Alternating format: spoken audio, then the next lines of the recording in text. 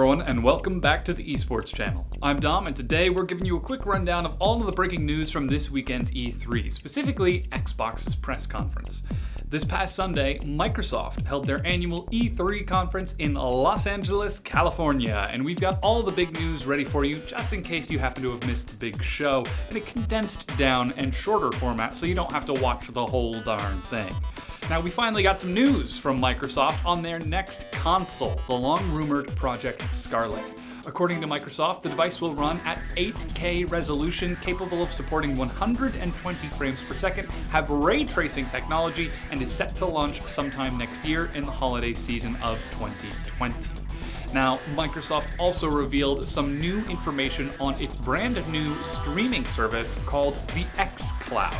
According to the head of Xbox, Phil Spencer, the service will turn your Xbox One into your own personal and free xCloud server, whatever that is supposed to mean.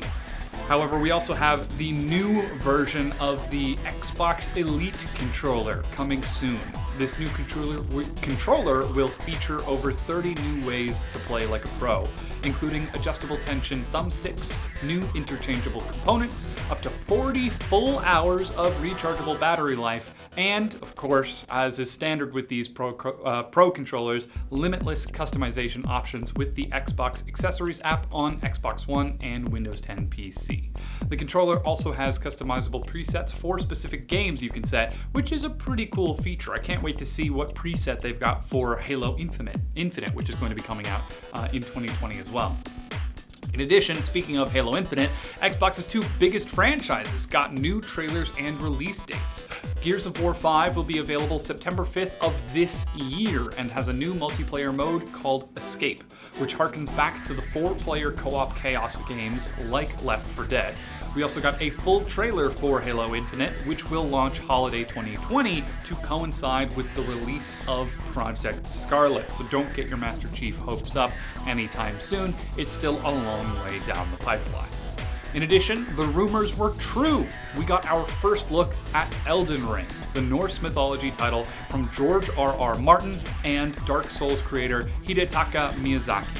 While we didn't get to see any gameplay, the game looks to be the kind of dark fantasy that you would expect from these two creative powerhouses. And honestly, I cannot wait to get my hands on this. From Software and George R.R. Martin working together, that's something to be excited about. We also got a chance to see more of Obsidian's newest game that they've been working on since Microsoft has announced the purchase of the company at last year's E3, The Outer Worlds.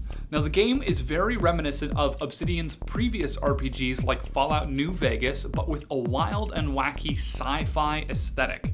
The game will release on October 25th on Xbox One, PlayStation 4, and PC, and I'm sure we're going to be seeing a lot more news and in the coming months up to that holiday release.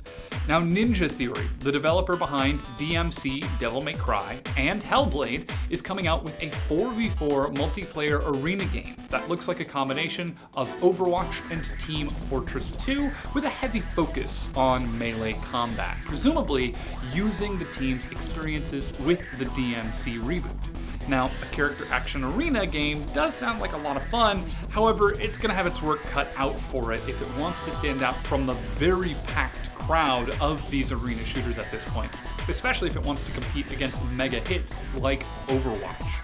Still, we'll be keeping our eyes on that release as it gets closer. Minecraft is also getting an additional action RPG spin-off called Minecraft Dungeons that will release spring of next year. And we are also getting a brand new horror game based off of the Blair Witch franchise that returns to the infamous woods featured in the first film that will release on August 30th. Now, with the game going back to Burkittsville, it's safe to assume that the game will have some major connections to the film, but so far that's yet to be seen, especially with the release getting closer and closer.